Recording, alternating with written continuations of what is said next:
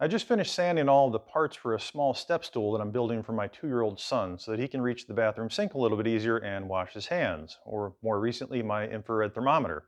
I didn't do a build video for the whole project, but I wanted to wrap it up at least going over some of the jigs and guides that I used throughout, because it really made the whole thing go a lot smoother.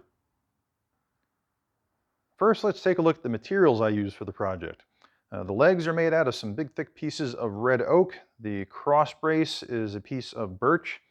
The top is made from ambrosia maple, and the dowel pins that are going to hold everything together are made from beech. And absolutely every piece of wood that is used in this project started as a log, and I cut it, dried it, and milled it myself. So I think that adds a nice little touch, a little personal touch to the whole thing.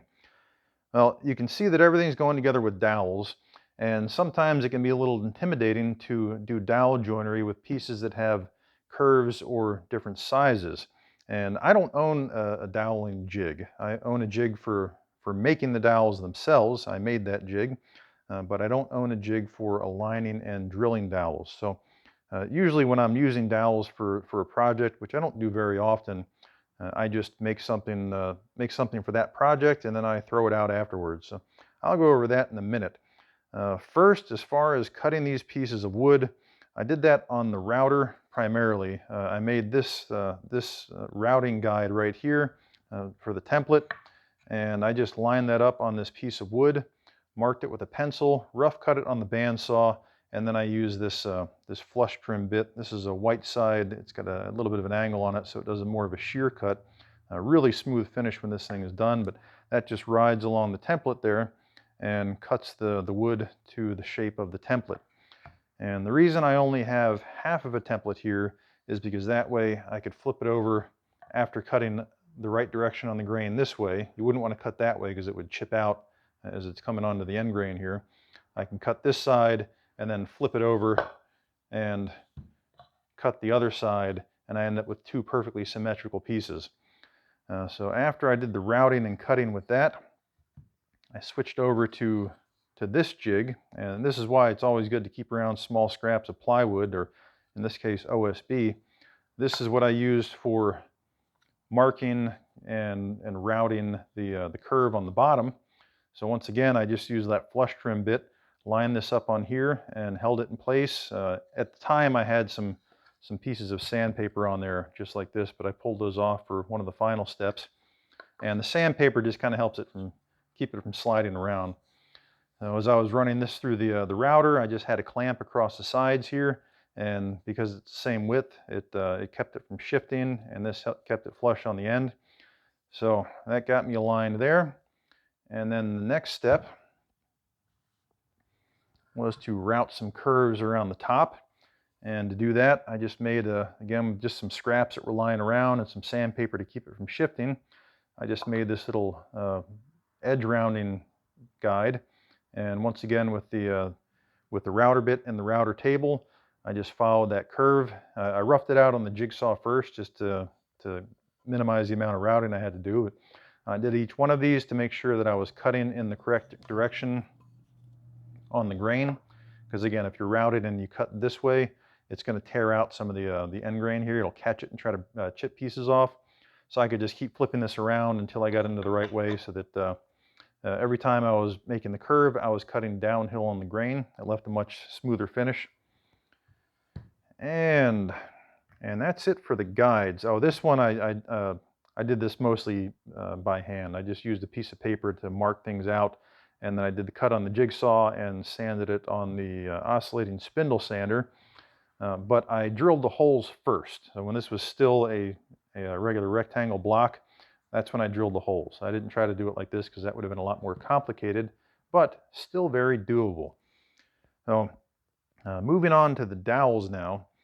These are all dissimilar pieces, so getting the dowel holes to line up just right can be a little bit tricky.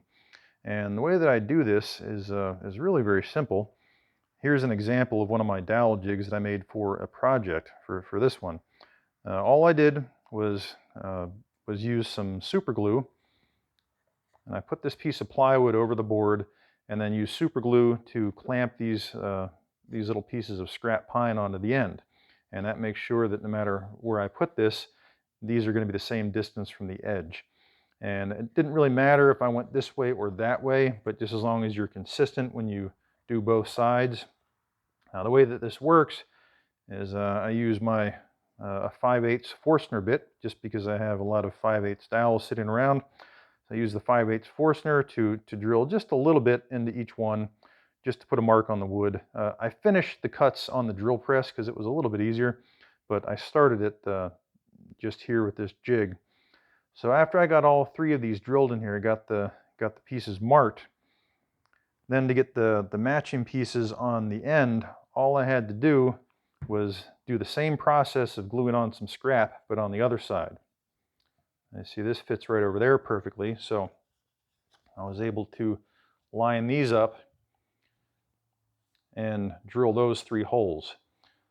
So what it looks like in the end is using that little jig enabled me to drill the 3 holes in the top piece and drill the 3 holes in the legs without having to worry about measuring very carefully to get it to line up. Even if these 3 holes were crooked or off center, or not in a perfectly straight line, it wouldn't have mattered as long as I transfer this piece to that piece. It would still be an absolutely perfect match. So that just makes it a lot easier, and this was just some little pieces of scrap and some super glue. I didn't even bother putting any reinforcing screws in this one. For the ones that went into the router table, I did use some reinforcing screws just to play it safe, but the router has a lot more power than a drill bit does.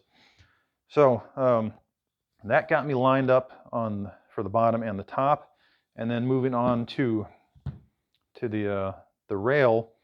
I mentioned that I took off the sandpaper pieces on here, which are just to help it prevent it from sliding around while you're doing your cuts. I pulled those off so that I could drill a few more holes.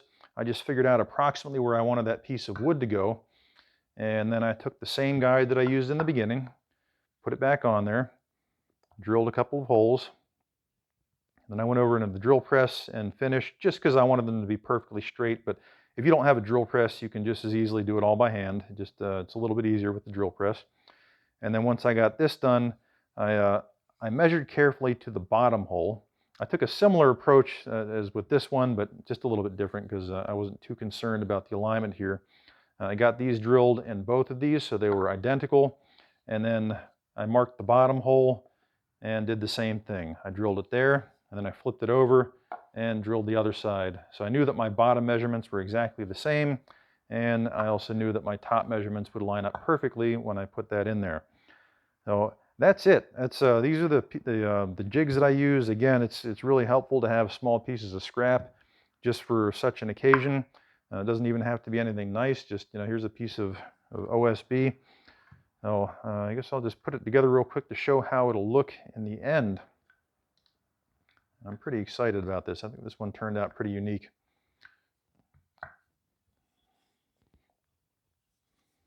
And there's just a hair of play in these dowels. I know once I get the glue in there, it's going to cause it to expand and fill that gap pretty quickly. And also, this is not going to take an extreme amount of abuse. It'll take some, because it is a 2-year-old that we're talking about here, and he's just going to keep growing. And there's the top. There we go. And that's it. Nothing to it.